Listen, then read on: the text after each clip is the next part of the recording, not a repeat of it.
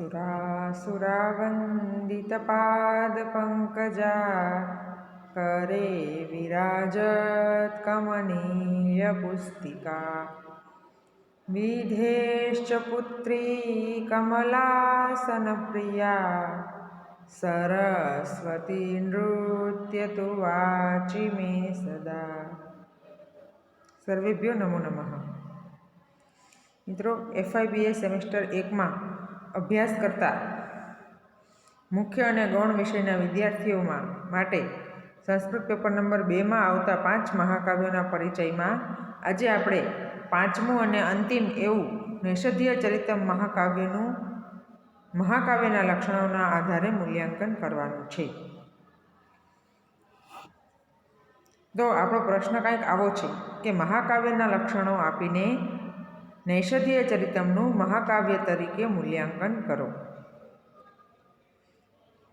મિત્રો, આપણે અત્યાર સુધી 4 મહાકાવ્યો જોયા અને આ નૈષધ્ય ચરિતમ થઈને કુલ 5 મહાકાવ્યો થાય છે।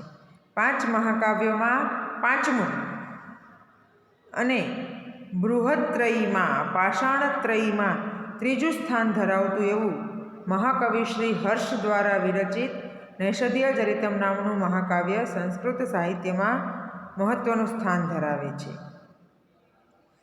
જે વર્ણનોનો ભંડાર છે। મહાકાવ્યની ગણનામાં 5મું સ્થાન ધરાવે છે, પરંતુ વર્ણનોની દ્રષ્ટિએ તો પ્રથમ સ્થાન ધરાવે છે।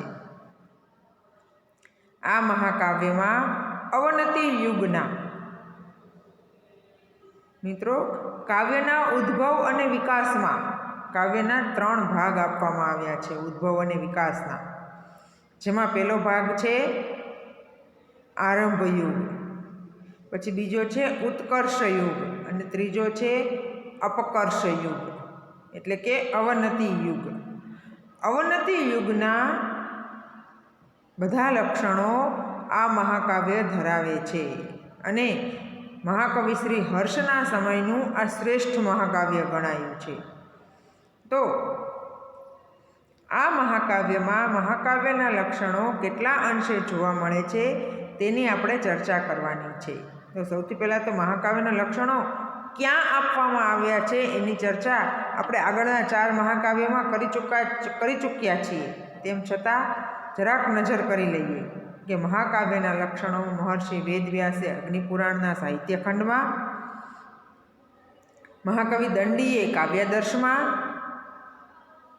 મહાકવિ આચાર્ય ભામહે કાવ્યાલંકારમાં, ભોજે સરસ્વતી કંઠાભરણમાં અને આચાર્ય વિશ્વનાથે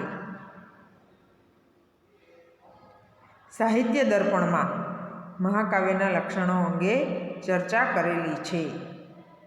આ ચર્ચાના આધારે આ લક્ષણો આ બધા ગ્રંથોમાં કયા કયા છે એ જોઈએ તો સમગ્રલક્ષી મૂલ્યાંકન કરતાં ધ્યાનમાં આવે છે કે કેટલાક લક્ષણો સર્ગ સંબંધિત છે, કેટલાક આરંભ સંબંધિત છે। આમ દરેક લક્ષણોને અલગ અલગ વિભાગમાં વિભાજિત કરેલા છે, જેમાં સૌથી પહેલાં આવે છે સર્ગ સંબંધિત લક્ષણો। સર્ગબદ્ધો મહાકાવ્ય સર્ગબદ્ધ હોવું જોઈએ, તેમાં ઓછામાં ઓછા 8 અને વધુમાં વધુ 30 સર્ગો હોવા જોઈએ, પ્રત્યેક સર્ગમાં ઓછામાં ઓછા 30 અને વધુમાં વધુ 200 શ્લોકો હોવા જોઈએ અને દરેક સર્ગના અંતે ભાવિ સર્ગની કથાનું સૂચન હોવું જોઈએ। આ થયા સર્ગ સંબંધિત લક્ષણો। આરંભ સંબંધિત લક્ષણો જોઈએ તો મહાકાવ્યના આરંભે વસ્તુ નિર્દેશાત્મક, નમસ્કારાત્મક અથવા તો આશીર્વાદાત્મક આ 3માંથી કોઈ પણ એક પ્રકારનું મંગલાચરણ કરેલું હોવું જોઈએ। કથાનક સંબંધિત લક્ષણો જોઈએ તો આચાર્ય વિશ્વનાથ સાહિત્ય દર્પણમાં કહે છે ઇતિહાસોદ્ભવમ વૃત્તમ, મહાકાવ્યનું કથાવસ્તુ ઇતિહાસ પ્રસિદ્ધ હોવું જોઈએ। મહાકાવ્યના લેખન, વાચન કે પઠનથી ધર્મ, અર્થ, કામ અને મોક્ષ આ 4માંથી કોઈ પણ એક કે એકથી વધારે પુરુષાર્થની ફલશ્રુતિ થતી હોવી જોઈએ। મિત્રો, જ્યાં જ્યાં એમ આવે કે આમ કરવું જોઈએ, આમ કરવું જોઈએ, આમ કરવું જોઈએ એ તમામ લક્ષણો છે અને એ લક્ષણો આમાં આમ છે, આમ છે, આમ છે તો એ એનું મૂલ્યાંકન છે। નાયક સંબંધિત લક્ષણો આપતા વિદ્વાનો કહે છે ચતુરોદાત્ત નાયક અને એક વંશોદ ભવાભૂપા. મહાકાવ્યનો નાયક ચતુર, ઉદાત્ત, ધીર ગંભીર, વીર અને પરાક્રમી હોવો જોઈએ. મહાકાવ્યમાં યોગ્ય સ્થાને ઉચિત વર્ણનો પણ હોવા જોઈએ, જેમ કે નગર વર્ણન, સમુદ્ર વર્ણન, સૂર્યોદય અને ચંદ્રોદયનું વર્ણન, ઋતુઓ અને ઉદ્યાનનું વર્ણન, વિવાહ અને વિરહનું વર્ણન, પુત્ર જન્મ, યુદ્ધ અને મંત્રણાનું વર્ણન, દૂત પ્રેષણ અને મૃગયાનું વર્ણન. મહાકાવ્ય આવા બધા વર્ણનોથી સુશોભિત હોવું જોઈએ. ત્યારબાદ રસાલંકાર સંબંધિત લક્ષણો આપતા વિદ્વાનો કહે છે કે મહાકાવ્યમાં શૃંગાર, વીર અથવા તો શાંત આ ત્રણમાંથી કોઈ પણ એક રસ મુખ્ય રસ તરીકે હોવો જોઈએ અને અન્ય રસો ગૌણ રસ તરીકે નિરૂપાયેલા હોવા જોઈએ. મહાકાવ્યમાં વિવિધ અલંકારોનો પ્રયોગ પણ થયેલો હોવો જોઈએ, કારણ કે અલંકાર વગર કાવ્યની શોભા વધે નહીં. અલંકાર કાવ્યની શોભા વધારનારા તત્વો છે, એટલે અલંકારોનો પ્રયોગ પણ મહાકાવ્યમાં મહાકવિ દ્વારા થયેલો હોવો જોઈએ. મહાકાવ્ય છંદબદ્ધ હોવું જોઈએ અને પ્રત્યેક સર્ગમાં એક જ છંદનો પ્રયોગ થયેલો હોવો જોઈએ તથા સર્ગાંતે છંદ પરિવર્તન થવું જોઈએ. શીર્ષક સંબંધિત લક્ષણો જોઈએ તો મહાકાવ્યને નાયક, નાયિકા, કવિ અથવા તો કથાવસ્તુ આ ચારમાંથી કોઈ એકના આધારે મહાકાવ્યને શીર્ષક આપવું જોઈએ અને તેમાં આવતી મુખ્ય ઘટનાના આધારે પ્રત્યેક સર્ગને પણ શીર્ષક આપી શકાય. મહાકાવ્યમાં સજ્જન પાત્રોની પ્રશંસા અને દુર્જન પાત્રની નિંદા કરેલી હોવી જોઈએ તથા મહાકાવ્ય ચિરસ્થાયી, કાવ્યમ કલ્પોત્તર સ્થાયી, લાંબા સમય સુધી, યુગો સુધી ટકી રહે તેવું હોવું જોઈએ. વૈદર્ભી, ગૌડી કે પાંચાલી આ ત્રણમાંથી કોઈ પણ એક શૈલીનો પ્રયોગ મહાકવિએ મહાકાવ્યમાં કરવો જોઈએ અને 5 નાટ્ય સંધિઓ મુખ, પ્રતિમુખ, ગર્ભ અને અવમર્શ આ 5 નાટ્ય સંધિઓનું પણ યથાયોગ્ય નિરૂપણ કરવું જોઈએ.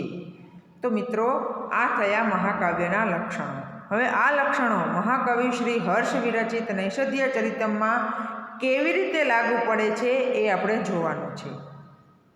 તો સૌથી પહેલાં તો સર્ગ સંબંધિત મૂલ્યાંકન આવશે, કારણ કે આપણે લક્ષણોમાં સૌથી પહેલાં સર્ગ સંબંધિત લક્ષણો જોયા હતા, એટલે મૂલ્યાંકન પણ સૌથી પહેલાં સર્ગ સંબંધિત આવશે.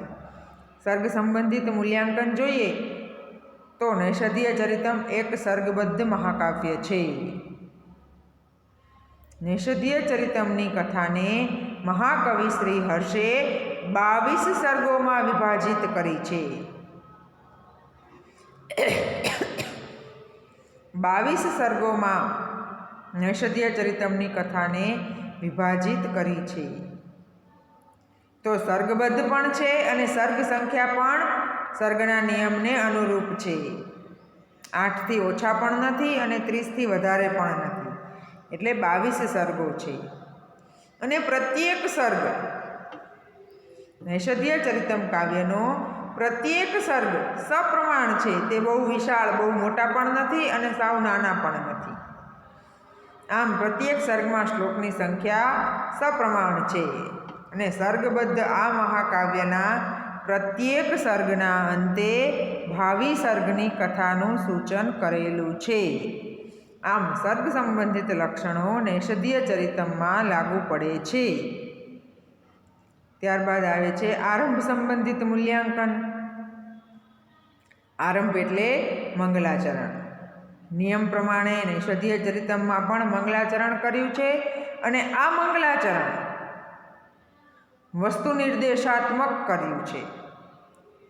કાવ્યના આરંભે હંસ દ્વારા નલ કથાનો ઉલ્લેખ થતો હોવાથી નૈષધ્ય ચરિતમનું મંગલાચરણ વસ્તુ નિર્દેશાત્મક છે. કથાનક જોઈએ તો ઇતિહાસોદ્ભવમ વૃત્તમ, મહાકાવ્યનું કથાવસ્તુ ઇતિહાસ પ્રસિદ્ધ હોવું જોઈએ.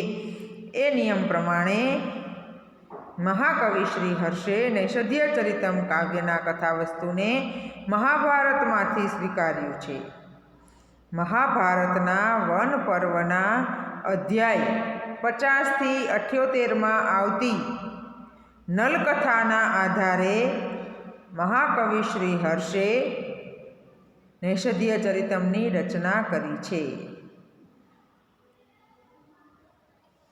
આ મહાકાવ્યનો ઉદ્દેશ, આ મહાકાવ્યની ફલશ્રુતિ ધર્મ, અર્થ અને કામ છે. નૈષધ્ય ચરિતમના વાચન, લેખન કે પઠનથી મોક્ષ પ્રાપ્તિની ફલશ્રુતિ થતી નથી. નાયક સંબંધિત મૂલ્યાંકન જોઈએ તો નૈષધ્ય ચરિતમ કાવ્યનો નાયક નિષદ દેશનો રાજા નલ છે. તે સ્વરૂપવાન અને ગુણવાન છે, ધીરજવાળો અને પરાક્રમી છે તથા આત્મશ્લાઘા ન કરનારો. આત્મશ્લાઘાનો અર્થ થાય છે મિત્રો પોતે જ પોતાના વખાણ કરવા. એટલે નિષદ દેશનો રાજા નલ આત્મશ્લાઘા ન કરનારો છે. આમ નાયકની દ્રષ્ટિએ પણ નૈષધ્ય ચરિતમ મહાકાવ્ય સાબિત થાય છે. વર્ણન સંબંધિત મૂલ્યાંકન જોઈએ તો નૈષધ્ય ચરિતમમાં વર્ણનોનો બહુ મોટો ખજાનો છે. કારણ કે મહાકવિ શ્રી હર્ષે નાના કથા વસ્તુ ઉપર 22 સર્ગના કાવ્યની રચના કરી છે. નૈષધ્ય ચરિતમની મૂળ કથા શું છે? નલ અને દમયંતીના પ્રણયનું પ્રતિપાદન. તો આ આટલી વસ્તુને પ્રતિપાદિત કરવા માટે મહાકવિ શ્રી હર્ષે 22 સર્ગોમાં વિભાજિત કરી છે કથાને. એટલે આ મહાકાવ્ય વર્ણનોનો ભંડાર છે, વર્ણનોનો ખજાનો છે.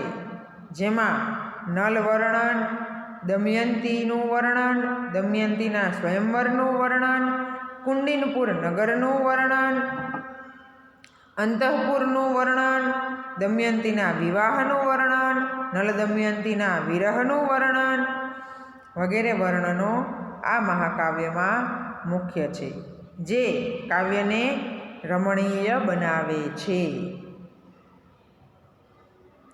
રસાલંકાર સંબંધિત મૂલ્યાંકન જોઈએ તો મિત્રો નૈષધ્ય ચરિતમ કાવ્યનો મુખ્ય રસ છે શૃંગાર.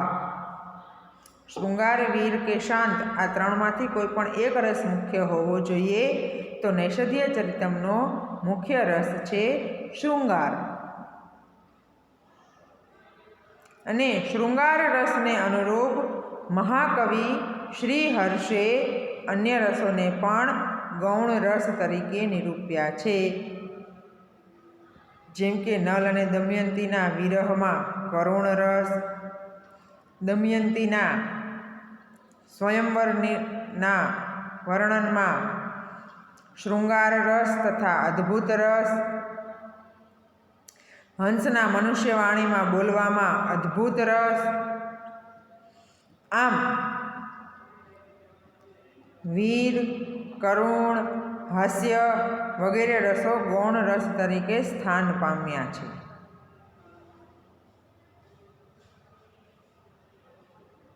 અને અલંકાર જોઈએ તો મહાકવિ શ્રી હર્ષે કાવ્યની શોભારૂપ રસની સાથે અલંકારોને પણ યોગ્ય સ્થાન આપ્યું છે.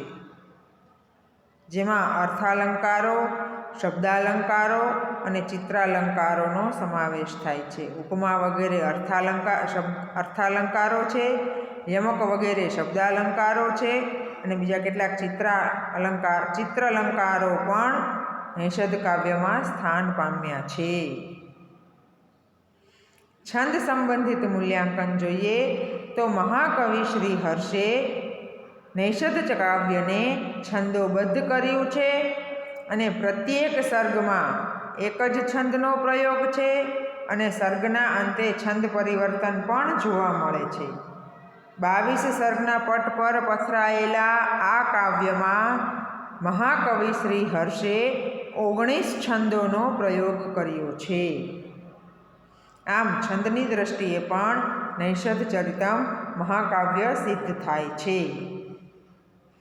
શીર્ષક સંબંધિત મૂલ્યાંકન જોઈએ તો આ કાવ્યની કથા કોને લગતી છે? નિષધ દેશના રાજા નલને. તો મહાકાવ્યનું કથાવસ્તુ નિષધ દેશના રાજા નલ સાથે સંકળાયેલું હોવાથી કાવ્યને નાયકના નામ પરથી, નિષધ દેશનો રાજા છે એટલે નૈષધીય, અને એના ચરિત્રનું વર્ણન એટલે નૈષધીય ચરિતમ. નિષધ દેશના રાજાના ચરિત્રના વર્ણનનું કાવ્ય હોવાથી એને નૈષધીય ચરિતમ એવું નામ આપવામાં આવ્યું છે, જે નાયકના નામ આધારે આપ્યું હોવાનું સ્વીકારવામાં આવે છે. અને પાછું મહાકવિ શ્રી હર્ષે નૈષધીય ચરિતમના પ્રત્યેક સર્ગને પણ તેમાં આવતી કથાના આધારે શીર્ષક આપ્યું છે. તો શીર્ષકની દ્રષ્ટિએ પણ નૈષધીય ચરિતમ મહાકાવ્ય સાબિત થાય છે.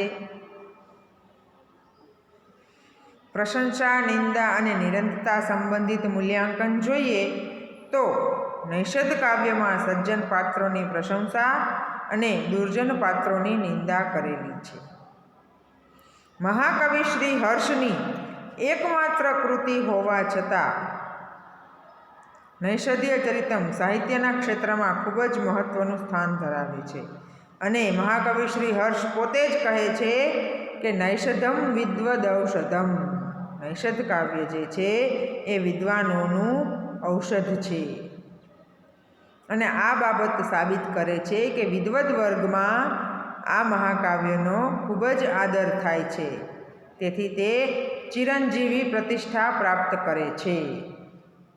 આમ પ્રશંસા, નિંદા અને નિરંતરતાની દ્રષ્ટિએ પણ નૈષધીય ચરિતમ મહાકાવ્ય સાબિત થાય છે. કવિવર શ્રી હર્ષની કાવ્ય શૈલી કઠિન હોવાથી અને સમજવામાં ક્લિષ્ટ હોવાથી ગૌડી પ્રકારની છે. શ્રી હર્ષ ગૌડી શૈલીના સ્વામી છે. જેમ મહાકવિ કાલિદાસ વૈદર્ભી શૈલીના સ્વામી છે, તેમ મહાકવિ શ્રી હર્ષ ગૌડી શૈલીના સ્વામી છે. અને નૈષધીય ચરિતમ કાવ્યમાં મહાકવિ શ્રી હર્ષે 5 નાટ્ય સંધિઓનું પણ યથાયોગ્ય સ્થાને નિરૂપણ કર્યું છે. આમ અલંકાર શાસ્ત્રીઓએ, સાહિત્ય શાસ્ત્રીઓએ દર્શાવેલા મહાકાવ્યના બધા જ લક્ષણો નૈષધીય ચરિતમ કાવ્યમાં લાગુ પડે છે. તેથી નૈષધીય ચરિતમ એ મહાકાવ્ય સિદ્ધ થાય છે. મિત્રો, અહીંયા આપણો 5 મહાકાવ્યના અભ્યાસનો અભ્યાસક્રમ પૂર્ણ થાય છે. આપણે 5 મહાકાવ્યોનો અભ્યાસ કર્યો. મહાકાવ્યના લક્ષણોના આધારે 5 મહાકાવ્યોનું મહાકાવ્ય તરીકે મૂલ્યાંકન કર્યું. તો હવે પછીના આગળના લેક્ચરમાં આપણે નવો પોઈન્ટ, નવા યુનિટની શરૂઆત કરીશું. કાવ્યનો ઉદ્ભવ અને વિકાસ. સંસ્કૃત કાવ્યના ઉદ્ભવ અને વિકાસની વાત આપણે આગળના લેક્ચરમાં કરીશું. ત્યાં સુધી અસ્તુ. ધન્યવાદ.